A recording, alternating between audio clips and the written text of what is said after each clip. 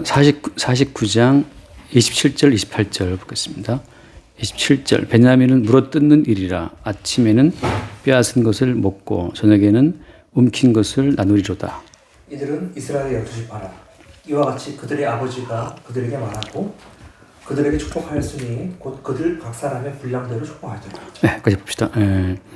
이게 지금 베냐민 같은 경우에 좀 내용이 좀 약간 좀 이상하죠.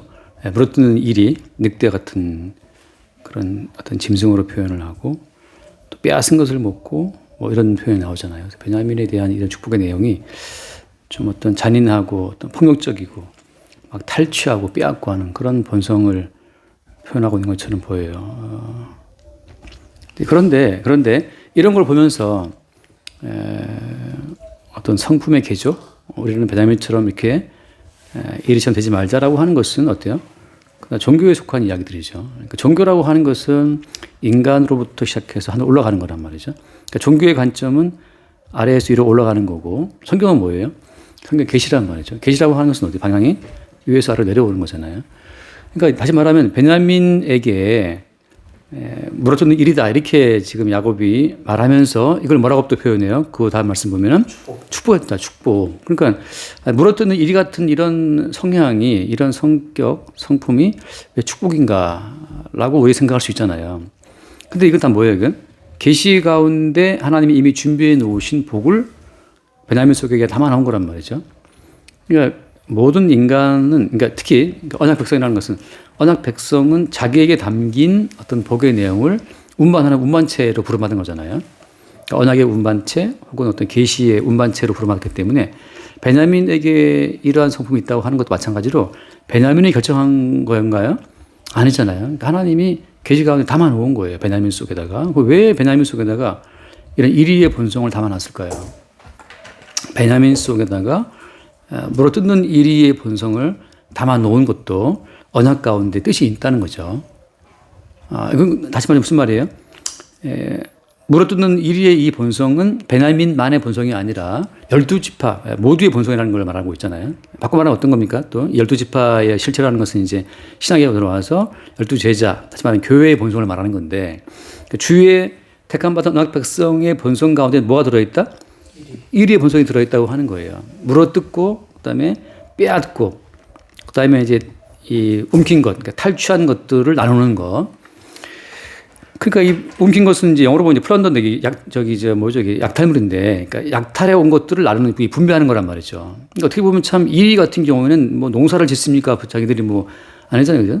물어뜯고 먹잇감을 잡아와서 그거를 찢어서 먹고 그런 것처럼 택한 백성에게 들어있는 육적인 성품이 이러하다는 걸 보여주는 거예요. 자, 하고 말하면 나의 본성이 이리와 같은 본성이라는 사실을 본다고 하는 것은 사실 뭡니까? 그게 굉장한 축복이에요. 그러니까 하나님께서 우리에게 알게 하셨을 때만 보이는 본성이지, 이게 왜 안 보이냐 하면, 왜 안 보이겠어요? 대부분 사람들은 왜 안 보이냐 하면, 아담과 하와가 선악과를 먹고 나서 어떻게 했어요? 눈이 밝아져갖고 벗은 것을 보고 뭐 했습니까? 가리잖아요. 그 무한함이 가린단 말이죠. 대부분 사람들은 자기의 본성을 가려요. 이렇게 가리기 때문에 특히 바리새인들처럼 평생 어떤 종교적인 노력에 매진하는 사람들은 자기의 본성을 애써서 외면하죠. 외면해요. 그래서 좋은 것만 보고자 하고 좋은 말만 나누고자 한단 말이죠. 그러다 보니까 점점 자기의 본성으로부터 멀어지는 거죠. 자기 속에 이리의 본성이 있다는 그 사실을 통찰하지 못하는 거죠. 왜냐하면 이미 많은 무화과나무 잎으로 치마를 만들어서 자기의 본성을 가리고 있기 때문에. 그러니까 베냐민처럼 이런 막 허겁지겁 어떤 먹이를 잡아갖고 찢어 먹는 이런 이리의 본성이라고 하는 것은 사실은 택한 백성, 언약 백성이 주의 뜻 가운데 자기의 본성을 볼 때만 보이는 어떤 실상이기 때문에 이렇게 자기의 본성을 볼 수 있다는 자체가 이게 하나의 복이라고 하는 거죠. 그럼 이제 또 하나 중요한 것은 베냐민이라는 이 하나의 지파는 12개 지파를 또 대표로 보여주는 거란 말이죠. 그러니까 모든 지파가 다 그 지파만의 어떤 특징을 말하는 것이 아니고 12개 지파를 다 보여주는 걸 하잖아요. 지금 계속 반복적인 패턴이. 똑같이 베냐민이 보여주는 이 이리의 본성이라는 것은 12지파의 본성이고 택한 백성들의 본성이고 말하자면 주께서 부르신 어떤 교회의 본성이라고 하는 거예요. 따라서 부름받은 모든 성도 같은 경우에는 자기의 실상을 무엇으로 본다는 겁니까? 나야말로, 예, 그렇죠. 또 뭐라 했죠? 방금? 죽어마땅한 자. 죽어마땅한 자. 일이, 그 다음에 바울은 또 뭐라고 표현해 자기를? 죄인 중에 괴수라고 하잖아요. 그러니까, 아니, 어떻게 바울처럼 대단한 사람이 자기를 죄인 중에 괴수라고 할 수 있느냐. 죄인 중에 괴수다, 물어뜯어 먹는 일이다, 죽어마땅한 죄인이다, 이런 모든 고백이라고 하는 것은 12지파, 택함받은 모든 백성들에게 담겨져 있는 육적인 본성인데 그 본성을 보는 그 안목이 복이라고 하는 거란 말이죠. 자, 그러면 이제 하나님께서 어떤 식으로 베냐민을 굶주린 이리 때처럼 그 인생을 보게 하시는지를 우리가 이제 보는 거예요. 이 베냐민 속에 들어있는 이 본성은 사실 어떠다? 우리 모두의 본성이라는 걸 대표로 보여주고 있는 겁니다. 자, 사실 뭐랄까요. 물어뜯는다는 물어뜯는 일의 본성이라는 것 자체는, 그러니까 선천적인 어떤 굶주림을 말하거든요. 선천적인 굶주림. 그러니까 태생적으로 모든 인간은 어디에 굶주려 있어요.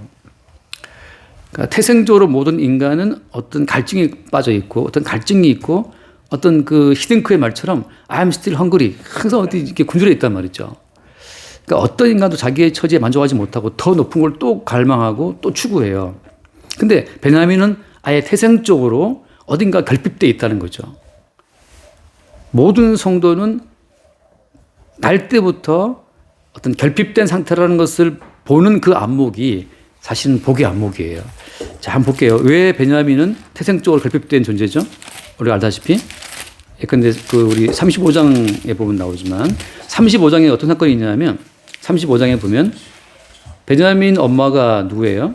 라헬인데 베냐민 나타가 상고가 심해갖고 죽어버리잖아요. 그러니까 베냐민은 나자마자 엄마가 자기를 낳다가 죽어버렸어요. 사실 말하면 엄마에 대한 사랑이 있어요, 없어요? 없어요. 그러니까 이 베냐민은 태생적으로 출생과 동시에 엄마에 대한 사랑에 결핍되어 있는 존재라. 엄마의 젖을 빨고 엄마의 품에서 그 무한한 그냥 사랑을 맛봐야 될 그때에 이 베냐민은 어때요? 무한한 사랑을 쏟아부어줘야 될 엄마가 이미 죽어버렸어요. 그것도 어떻게 하다가 자기를 낳다가. 이것은 이중적인 상처예요. 엄마의 사랑이 그리운데 또 왜 엄마의 사랑을 못 누리는 거야?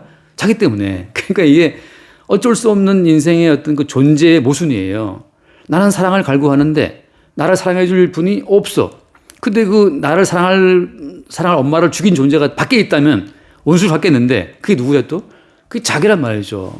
그러니까 자기의 존재라고 하는 것은 자기를 사랑해 줄 엄마를 죽이는 어떤 이 모순적인 상황에 놓여 있는 것이 베냐민이고 동시에 어때요? 베냐민이 보여주고 있는 이 모든 이 어떤 존재론적 모순이죠. 그죠? 사랑받고 싶은데 나를 사랑할 존재가 나 때문에 죽었어. 이게 참 기가 막힌 상황인데 이게 모든 성도의 어떤 조절성이라고 하는 거예요. 태생적으로 인간이라는 것은 어떤 결핍에 빠져 있는 상태에서 태어났고 결핍을 어떤 채워줄 대상이 없다는 사실. 그러니까 자식과 부모도 늘 갈등 가운데 빠져 있어요. 자식도 부모의 사랑을 갈망하지만 또 어때요? 또 부모를 아프게 한단 말이죠. 그러니까 이게 참 모순적인 상황인데 그래서 지금 베냐민 같은 경우는 엄마가 죽어버렸고 또 어때? 그 다음 보면 37장 말씀에 들어오면 또 어떤 상황이 벌어집니까?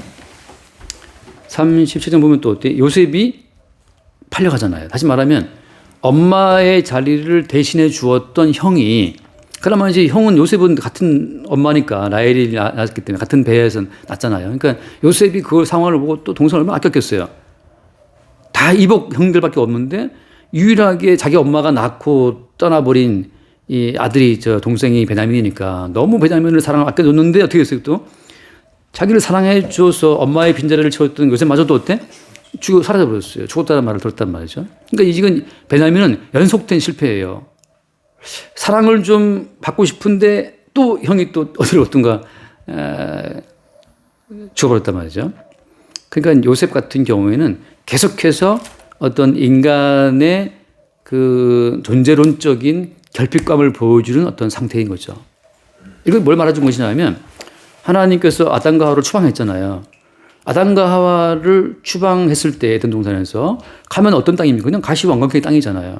그러니까 모든 인간은 그냥 태어난 땅 자체가 이게 가시의 땅이고 엉겅퀴의 땅이고 또 베냐민처럼 어떤 그 자기의 사랑을 줄 대상이 죽어버린 어떤 그런 동네란 말이에요. 그래서 베냐민이 보여주고 있는 것은 그러니까 인간 어떤 실존의 그 처지와 상황 자체를 가장 압축적으로 보여주는 존재가 베냐민이에요. 그래서 베냐민 맨 끝에 나왔고 그래서 그러니까 베냐민 그럴 것 같아요. 베냐민 자체는 항상 내적으로 어딘가 결핍되어 있고 굶주려 있어. 만나면 뭐든 뜯어 먹어야 된단 말이죠. 이것이 사랑이든 뭐든 간에 만나면 뜯어 먹어야 돼요. 너무 굶주려 있기 때문에. 그러니까 나를 사랑해 줄 존재가 어디에 있는가를 찾게 된단 말이죠. 또 하나 사건이 또 벌어지잖아요. 그 한번 볼까요? 그 창세기 우리 44장을 보면 또 뭐가 벌어지냐면 44장에 그 은잔 사건 알죠? 은잔 사건. 은잔 사건을 보게 되면 44장 그 12절 볼까요? 12절. 그가 나이 많은 자에게서부터 시작하여 나이 적은 자에게까지 조사하며 그 잔이 베냐민의 자리에서 발견되니라. 그들이 옷을 찢고 각기 짐을 나귀에 싣고 성으로 돌아가니라. 베냐민이 진짜 억울한 게 내가 훔친 게 아니란 말이죠. 내가 훔친 게 아닌데 그 은잔이 내 자리에서 나와버렸네. 이건 진짜 뭐랄까 너무 억울한 상황이잖아요. 그러니까 베냐민은 결핍되어 있고 항상 갈증에 빠져 있고 그 상태에 또 어때 더구나 또 억울한 누명을 덮어쓰는 상태란 말이죠. 그러니까 인생이라는 건 내 마음 같지 않고 나는 이렇게 했는데 돌아온 결과는 나에 대한 오해, 나에 대한 무시, 멸시 혹은 심지어 나에 대한 무지막지한 어떤 그 누명이란 말이죠. 그러니까 베냐민은 이제 미치 환장을 노리신 게 내가 훔친 게 아니야. 근데 내 자리에서 나왔단 말이죠. 내가 한 범죄가 아닌데 내 범죄로 왜 이게 드러났냔 말이에요. 이 모든 것이 지금 베냐민으로 하여금 지금 억울한 상황으로 몰려 들어가는 상황인 거죠. 그래서 베냐민 자체가 보여주고 있는 택한 백성의 육적인 어떤 실존이라고 하는 것은 그냥 결핍되어 있고 그냥 부족하고 그냥 모자라고 그냥 억울하고 그냥 삶 자체가 너무 괴로운 거예요. 엄마 얼굴을 뭐 기억을 할 수 있나? 형에 대한 추억은 남아있지만 그 형은 아예 죽었다고 지금 오랜 세월 볼 수도 없고 또 그나마 형들이 좀 아껴주고 있는데 왜 아껴주는지도 그 의심스러운 거죠. 형들이 아껴주는데 이 아껴주는 것이 양심을 찔러서 지금 아껴주는 거기 때문에 베냐민이 느끼기에는 지금 뭔가 이게 개운한 것이 아니에요. 여기서 팔아먹은 형들의 그 죄책감 때문에 아껴주는 거하고 다르단 말이죠. 그렇게 지금 베냐민이 흘러가는데 자, 이것은 베냐민의 어떤 육적인 본성이란 말이죠. 그러니까 복이 임했을 때 파악되는 자기의 실존에 대한 어떤 통찰이에요. 아, 인생이라는 것은 누구나 할 것 없이다. 뭔가 결핍되어 있다는 사실을 보는 거죠. 이걸 못 보게 되면 자꾸 우리는 오해하는 거예요. 자기 인생의 실체를 못 보고 그 나무 잎으로 자기를 갈았던 사람들처럼 자기의 실체를 못 보고 왜 이렇게 내 속에 이렇게 갈증이 있고 이렇게 기갈이 있지? 왜 이렇게 허기가 지고 왜 이렇게 그냥 I'm still hungry하고 뭐라도 막 채우려고 애를 쓰게 될까? 돈이 있는 것도 1,000만 원도 만족이 안 돼. 2,000만 원 만족이 안 돼. 자꾸 뭘 더 벌고 싶고 더 올라가고 싶단 말이죠. 그러니까 물어뜯는 이리의 본성이 왜 작동되는지를 모르는 거예요. 내 속에 들어있는 본성이 이리의 본성. 물어뜯고 싶어. 뭐든지 그냥 빼앗고 싶고 움키고 싶은 거죠. 그냥 움키고 싶은 거예요. 뭐든지. 야, 이게 이제 베냐민인데 이런 베냐민인데 이거 양면성이에요. 자, 다시 볼게요. 신명기를 볼게요. 이제 정반대 말에 툭 튀어나와요. 신명기에서. 신명기 33장 모세에 의해 다시 한번 또 이렇게 모세에 의한 언약이 다시 한번 튀어나오는데 33장 거기 몇 절이죠? 12절. 베냐민에 대해서는 일러스되 여호와의 사랑을 입은 자는 그 곁에 안전히 살리로다. 여호와께서 그를 날이 마치도록 보호하시고 그를 자기 어깨 사이에 있게 하시리로다. 자, 여기 보면 어때요? 베냐민에 대해서 여호와의 사랑을 입은 자라고 하거든요. 그리고 안전하게 살 것이다. 그리고 날이 다하도록 하나님께서 보호하신다. 그리고 그를 어깨 사이에 있게 하신다. 이거 뭐 어깨에는 힘을 상징하는 여호와의 힘이 그를 지킨다고 하는 거거든요. 이건 뭘 보여주는 거예요? 예? 아니다. 자, 이게 이제 베냐민의 패턴이에요. 자, 다시 한번. 베냐민은 처음 태어났을 때 이름이 뭐였죠? 엄마가 지어줄 때? 베노니였죠. 예, 슬픔의 아들이었단 말이죠. 그러니까 엄마는 딱 보니까 얘는 평생 얘는 슬프겠구나. 엄마가 없으니까. 평생 얘는 슬프겠구나. 이모 형들이 에워싸고 있으니까. 그래서 라헬의 안목은 육적인 안목이기 때문에 다시 말하면 언약 백성이 계시 가운데 자기를 파악할 때는 모든 인생은 슬픈 인생이에요. 그냥 에덴에 추방된 이후부터는 슬픈 인생이라고. 그게 육적인 안목으로 우리를 봤을 때 우리는 슬픈 인생이고 결핍된 인생이고 늘 갈증에 허덕이는 인생인데 근데 어떻습니까? 그 야곱이 그때 뭐라고 바꿔줘요 이름을? 아니다 너는 베냐민이다. 뜻은 오른손의 아들 권능의 아들이란 말이죠. 다시 말해서 인간의 사랑에 굶주리고 갈증을 느끼고 허덕거리고 있는데 거기에 뭐가 채워지는 거예요 이제? 언약 가운데 주님의 사랑이 채워주는 것을 말하는 거예요. 육적인 사랑에는 실패하고 다 상실했지만 영적인 주님의 사랑을 잊게 되는 그 과정으로 들어온 자들이 택한 백성이라고 하는 거죠. 그러니까 바꿔 말하면 모든 성도는 이 땅에서 어때요? 계속 평생 모든 성도는 이 땅에서 상실해 가는 거예요. 잃어가는 거예요. 모든 성도는. 자, 우리 그랬잖아요. 우리가 그 마태복음에 나오죠. 내가 너희 가운데 올 때 화평을 주러 온 것이 아니고 뭘 주러 왔다? 칼을 주러 왔다. 그래서 아버지와 아들이 싸우게 한다잖아요. 며느리와 시면 싸웠다. 그러니까 결국은 주께서 오시게 되면 그러니까 왜 베냐민은 나자마자 엄마를 일으켰습니까? 주께서 칼 된 거예요. 그냥 혈육의 모든 사랑을 끊어버리는 여호와의 칼이 출생부터 닥쳐온 거란 말이죠. 그러니까 모든 성도가 볼 때는 인간적으로 볼 때는 왜 나는 엄마가 없어? 왜 나는 형이 없어? 왜 나는 억울한 누명을 써야 돼? 이렇게 그냥 늘 괴로운데 그건 다 뭐냐 하면 주께서 주의 칼을 댐으로 말미암아 이 땅에서 우리를 끌어내시는 과정이라고 하는 거죠. 여기서 우리를 끌어내야만 영원한 주님의 나라 은혜의 생명에 연합되기 때문이거든요. 그러니까 지금 두 개를 동시에 말하고 있는 것은 성도라고 하는 것은 육의 세계에서는 상실받고 끊어지지만 영적 세계에 점점점 주의 사랑을 잊게 되는 것으로 바뀐다는 걸 말해주고 있는 거예요. 육적인 세계에서 끊어지고 죽는 그 모든 과정이 사실은 영적인 세계에서 주님의 사랑을 입는 과정이라고 하는 것으로 베냐민 자체가 드러나고 있는 거예요. 그러니까 지금 양면성을 보여주고 있는 거죠. 육의 세계에 대해서는 죽고 영의 세계에 대해서는 살아난다는 것을 보여주는 그 대표적인 존재가 베냐민이고 이 베냐민으로 표상되는 이 특징이 전체 12지파의 특징이라고 하는 거고 이게 교회의 특징이라는 것이고 그 성도의 특징이라고 하는 거예요. 그래서 한번 잠깐 말씀 읽고 넘어 로마서를 보면 로마서 그 6장에 로마서 6장에 보면은 그 세례에 대해서 사도 바울이 말을 하면서 그런 표현을 써요. 로마서 6장 10절 11절을 볼게요. 10절 11절. 그가 죽으심은 죄에 대하여 단번에 죽으심이요 그가 살아계심은 하나님에 대하여 살아계심이니 이와 같이 너희도 너희 자신을 죄에 대하여는 죽은 자요 그리스도 예수 안에서 하나님께 대하여는 살아있는 자로 여길지어다. 자 여기서 보면 누구에 대해서? 죄에 대해서는 죽었고 그다음에 하나님께 대해서는 어떻게 했다? 살아있다 이거예요. 여기서 중간에 뭐가 들어가 있어요? 그리스도 예수 안에서. 그러니까 하나님께 대하여 살아있고 죄에 대해서는 죽었다라고 말할 때 우리가 나라고 하는 존재를 아껴주고 키워주는 그러니까 다시 말해서 이 땅에서 나의 존재성 자체를 확인해주고 나의 존재성을 지켜주는 자들은 누구예요? 혈육의 사랑이네. 혈육의 사랑이네 이게. 나라고 하는 존재를 이 세상에 합당하도록 가르쳐주고 이 세상에 속한 일원으로서 우리의 존재성을 인식하게 해주는 자들은 누구예요? 다 부모 형제란 말이죠. 근데 그 부모 형제가 알려주는 그 모든 존재성 다 초점이 어디에 있습니까? 초점이 어디 있냐면 먹고 마시고 그다음에 사고 팔고 장가고 시집가고 그게 다예요. 부모 형제가 우리한테 더 씌워주는 어떤 가치관이라고 하는 것은 핵심이 그겁니다. 먹고 마시고 사고 팔고 장가고 시집가고. 그러니까 너 취업해야지. 돈 벌어야지. 그 다음에 어떻게 나중에 장가 가야지. 시집 가야지. 그게 모든 부모들이 그냥 소원이라고. 근데 그걸 뭐라고 성경에 말하고 있는 거예요?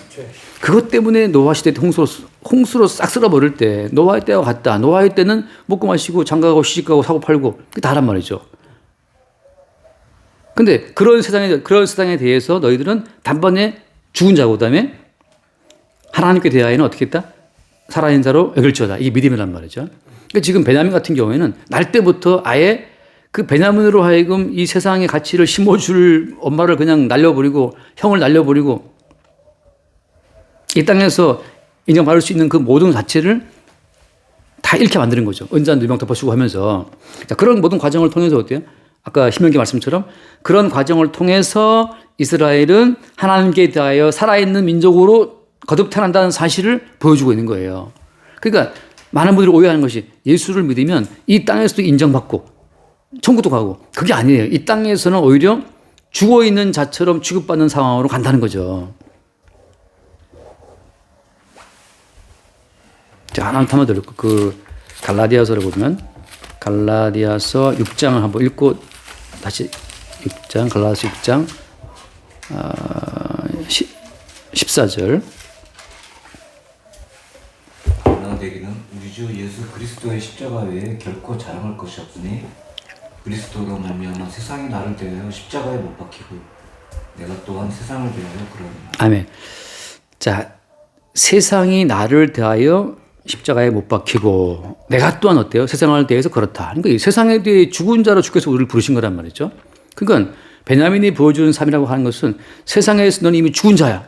엄마에 대해서 죽고 혈육에 대해서 형에 대해서 죽고 이 땅의 어떤 정의에 대해서 죽고 이 세상에 대해서 죽은 자로 주께서 우리를 부르신다는 걸 보여주는 대표적인 자가 베냐민인 거죠. 그러니까 지금 베냐민 같은 경우에는 다시 말했지만 아까 처음 드린 말씀처럼 복이 들어있다.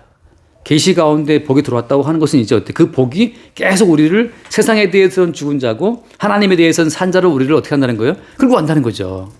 그러니까 이것은 또 베냐민의 개인적인 의지를 넘어서는 일이라고 하는 거예요. 그래서 자 이제 베냐민의 삶을 요약하는 하나 구절을 찾아볼게요. 그래서 이 베냐민의 삶은 세상으로 볼 때는 참 슬픈 자고 불쌍한 자고 뭐가 빠진 자인데 그러나 주님 앞에서는 어때요? 계속 주의 사랑을 입은 자로서 나오는 이걸 어떻게 요약하냐면 시작정에도 보게 되면 고린도 후서를 잠깐 봅시다. 고린도 후서 6장을 보면 거기에 고린도 후서 6장 이제 쭉 같은 패턴의 이야기인데 그냥 고린도 후서 6장 한번 10절을 볼까요? 10절. 근심하는 자 같으나 항상 기뻐하고 가난한 자 같으나 많은 사람을 부여하게 하고 아무것도 없는 자 같으나 모든 것을 가진 자이다. 네. 자, 근심하는 자 같다. 그러니까 다시 말하면 이제 베냐민은 누가 봐도 근심할 수밖에 없는 자예요. 엄마도 없지, 형도 없지, 이복 형들에 싸워야 있지.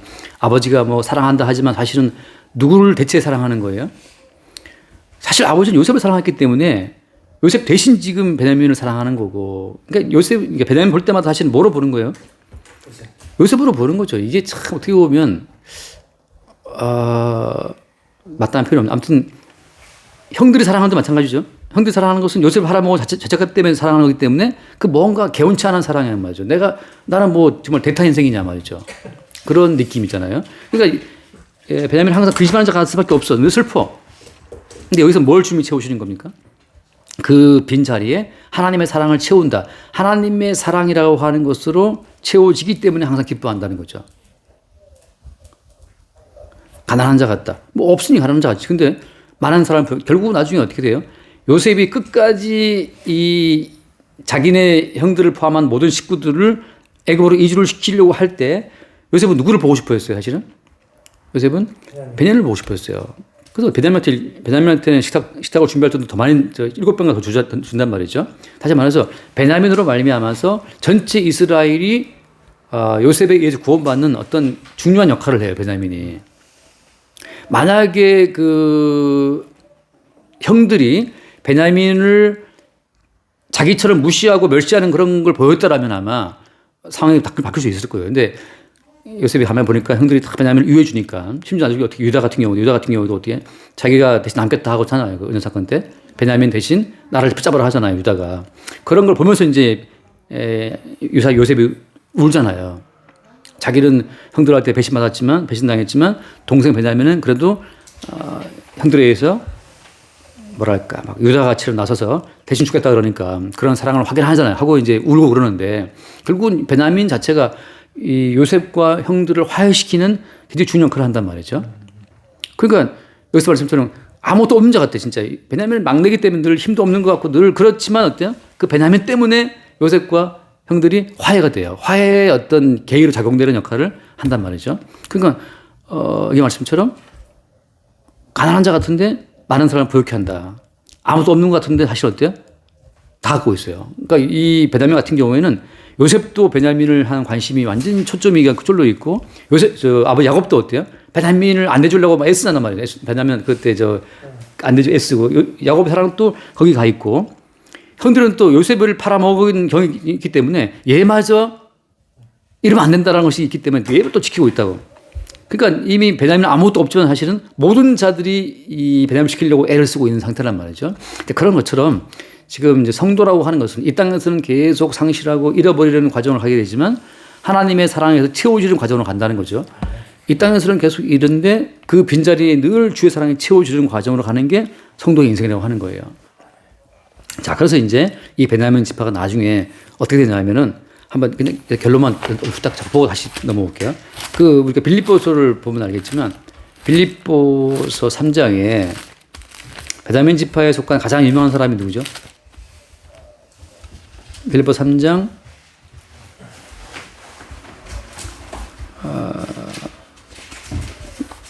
자 5절을 볼게요. 3장 5절. 나는 8일 만에 하늘을 받고 이스라엘 족속이여 베냐민 지파여 히브리인 중에 히브리인이여 율법으로는 바리새인. 아멘. 여기 보면 사실 바울이 어디 지파 사람이에요? 베냐민 지파 사람이에요. 그러니까 이 베냐민 지파 사람인 사도 바울이 사실은 예수 그리스도에 대한 모든 복음을 어떻게 보면 가장 깊이 깨닫고 가장 널리 전파한 사람이거든요.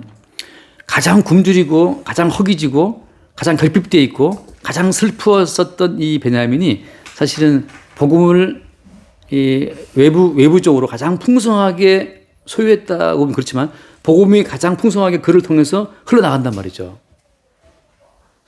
그러니까 아무것도 없는 자 같은 가장 빈약한 베냐민 지파였는데 사실 거기에 어때요? 이스라엘의 왕으로 오신 예수 그리스도의 모든 정보는 거기 가장 다 풍성하게 거기 담겨 있는 거예요. 그리고 이 바울로 말미암아서 유대인과 이방인들이 또 어떻게 돼 또 하나로 연합이 되거든요. 그러니까 아무것도 없는 자 같은데 아까 뭐라 했죠? 많은 사람을 어떻게 했다? 부욕했다는 말씀처럼 이 베냐민 지파에 속한 사도 바울이 그 복음으로 말미암아서 세계를 유대인과 이방인을 모두를 다 풍성케 만드는 역할로 주님이 일을 쓰시는 거예요. 자, 요렇게 찍어놓고 이렇게 찍어놓고 나서 이 베냐민 지파가 역사 가운데 어떻게 됐냐를 잠깐 보고 맞춰볼게요. 사사기에 들어오면 사사기에 보게 되면 사사기 19장에 보면 이 베냐민 지파의 어떤 이 단인성이라고 해야 되나? 이 결핍성 자체가 삐딱하게 표현되는 경우가 있어요. 그러니까 이게 육적인 결핍 자체가 어긋나게 표현되면 일진되는 거예요. 일진. 깡패되는 거예요. 지금 사사기 19장 말씀 보면은 이게 이제 좀 긴 이야기지만 대부분 들어본 적 있을 거예요. 아무튼 거기 14절 말씀 볼까요? 14절에 19장 14절. 모두 앞으로 나아가더니 베냐민에 속한 기브아에 가까이 이르러 해가 진지라. 자기 보면 지금 레이지파 한 사람이 자기 첩을 데리고 자기 땅 베들레헴으로 돌아가는 과정에서 잠깐 베냐민 지파에 속한 땅에 하룻밤 유숙하게 된 거예요. 거기 모텔 이런 데 호텔 찾다가 방을 못 구해 가지고 이제 거기 베냐민 지파의 어떤 한 사람 집에 가서 이제 자게 되는 겁니다. 자, 그 뒤에 말씀 22절 말씀이 보면 그들이 마음을 즐겁게 할 때에 그 성읍의 불량배들이 그 집을 에워싸고 문을 두들기며 집주인 노인에게 말하여 이르되 네 집에 들어온 사람들을 끌어내라 우리가 그와 관계하려 하리니. 자, 동네에 낯선 남녀가 들어와서 이제 유숙하고 있으니까 동네 불량배들이 모여온 거죠. 그래서 내놔라 그 사람 끌어내라 말이죠. 그래 가지고 이제 사건에 그래서 넘어가면 25절 말씀 25절에 우리가 듣지 아니하므로 그 사람이 자기 첩을 붙잡아 이 레이 사람이 자기 첩을 지금 밖에 내준 거예요. 그 사람들한테 불량들한테 밖으로 끌어내매 그들이 그 여자와 관계하였고 밤새도록 그 여자를 능욕하다가 세워 미명에 놓은지라. 동틀 때 여인이 자기 주인이 있는 그 사람의 집의 문에 이르러 엎드러져 발까지 거기 엎드러져 있더라. 그럼 어떻게 되냐면 이 여자가 죽었어요.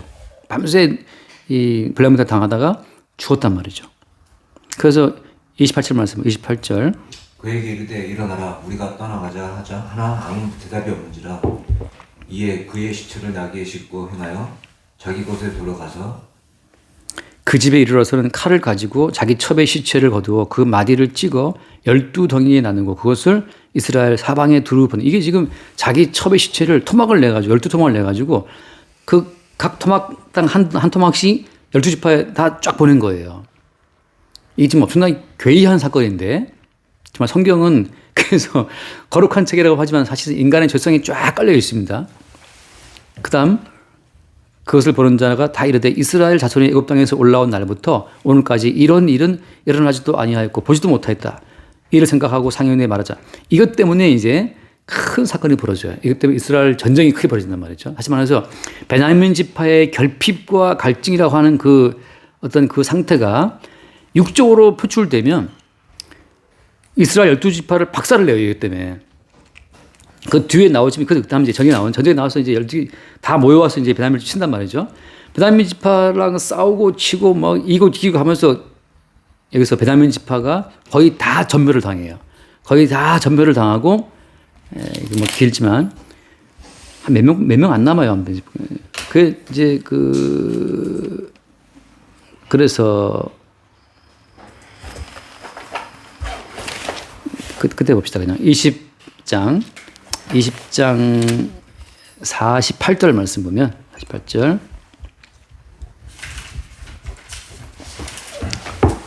이스라엘 사람이 베냐민 자손에게로 돌아와서 온 성읍 가축과 만나는 자를 다 칼로 치고 닥치는 성읍은 다 불살라더라. 베냐민 이제 그 지파의 땅에 수도밭 되는데 그래서 21장 2절 백성이 베델에 이르러 거기서 저녁까지 하나님 앞에 앉아서 큰 소리로 울며 이르되 이스라엘의 하나님 여호와여 어찌하여 이스라엘에 이런 일이 생겨서 오늘 이스라엘 중에 한 지파가 없어지게 하시나이까. 결국은 베냐민 지파가 괴멸되어서 베냐민 지파가 없어지게 생겼어요. 근데 원래 언약 지파 12지파이기 때문에 이게 딱 맞아야 되는데 하나님 살아서 생긴 거지. 그래서 지금 나중에 나오지만 이제 그 실로 잔치하고 그럴 때 베냐민 지파의 경우에는 여자들을 보쌈해서 데려가갖고 종족을 잇도록 허락한단 말이죠. 자, 이게 무슨 말인가 하면 베냐민 지파의 결핍과 갈증이라는 것 자체가 육적으로 표현되면 이렇게 언약 지파를 괴멸시키는 어떤 상태로 들어간다고 하는 거예요. 그래서 안 봤지만 그래서 이 마지막 사사기의 이 정말 이 엉망진창 개판이라고 하는 것이 어떻게 되나 나중에 다윗이라는 사람이 나올 때까지 이어지거든요. 그러니까 다윗 왕, 다시 말해서 이스라엘 지파의 왕이 나옴으로 말미암아서 12개 지파가 온전히 딱하시 규합이 돼요. 무슨 말인가 하면 왕이 없는 상태에서 12개 지파라고 하는 것은 서로가 서로를 찌르고 죽이고 욕보이고 12덩이로 시체를 조각을 내서 보내고 막 개판되는 거예요. 성도라고 하는 것은 그래서 성도라는 것은 머리신 주의 통제가 없을 때는 성도는 육적인 본성이 다 튀어 올라와 가지고 교회됨 자체가 다 무너져 버려요. 아까 봤다시피 우리가 지금 요셉도 얼마나 힘이 있어요. 요셉도 힘이 있지, 유다도 통치권이 있지, 각 지파가 다 뭐 아셀도 부여하지, 각 지파가 다 지 멋대로 설치게 되면 12개 하나 되면 사라진다고 하는 거죠. 그냥 몸이 오른손이 왼편을 자르면 똑같은 상황이 벌어지는 거예요. 여기에서 이제 뭐가 나온다? 결국 언약 자손이라고 하는 것은 누가 있어야 되는 거예요? 그리스도, 머리이신 그리스도가 없을 때 이 언약 자손 자체는 의미가 없어요. 그냥 낱낱이 분해되고 개별화된, 그죠? 개체화된 사지 육신이 무슨 의미가 있냐고. 그러니까 아까 레이 사람이 자기 첩을 토막살을 냈잖아요. 12종이를. 12개를 왜 자른 거, 그게 무슨 의미겠어요? 머리가 없는 언약 백성은 토막 시체와 같다는 거지, 이게.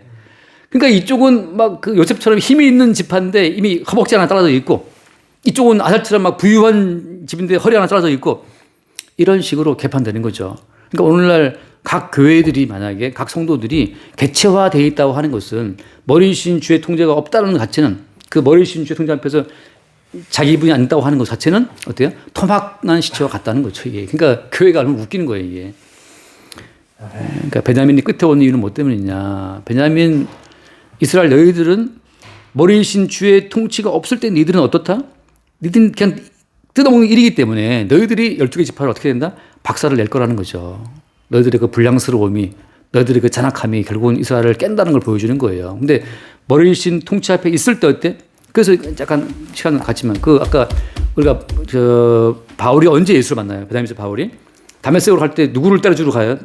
사도 바울이 교회를 죽이려고 한단 말이죠. 그때 주님 하신 말씀이 뭐였어요? 왜 나를 박해하느냐? 다시 말해서 교회를 찢어박으려고 베다니에서 하고 있었는데 아까 이 베다니에서 그 불량배들이 그 레이첩을 했던 것처럼 사도 바울은 나름 경건하게 산다고 경건을 갖고 지금 어떻게 한 거예요? 지금 교회를 박해하고 교회를 잔멸시키는데 다시 그것이 뭐였다? 그것이 예수 박해하는 것이었고 그런 베냐민을 그런 사도 바울을 주님이 만나서 깨뜨리니까 어떻게 돼요? 나중에 오히려 복음을 증거하는 그 주의 온전한 지체로서 사용된다고 하는 거죠.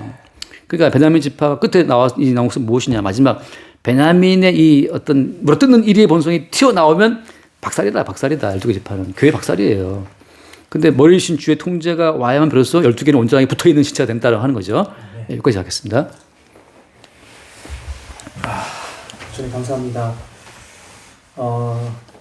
저희 모두는 베냐민처럼 이렇게 결핍과 궁핍을 가지고 태어난 존재입니다. 그러므로 말미암아 브로드는 이리처럼 이리저리 살기에 몸부림치는 그런 존재지만 주님께서 이 베냐민 같은 그런 모습을 십자가에 못 박으시고 오직 하나님 나라에서 하나님의 은혜로 충만한 자로 이끄시는 가정을 주님 보게 됩니다.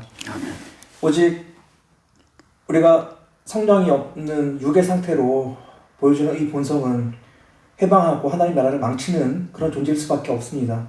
오직 성령께서 정말 주의 백성들을 불러 모아 하나님의 그리스도를 머리로 한 하나님의 한 교회로서 기능하도록 할 때에만 비로소 주의 나라가 펼쳐짐을 주님 보게 됩니다. 아멘. 주님 기도합니다.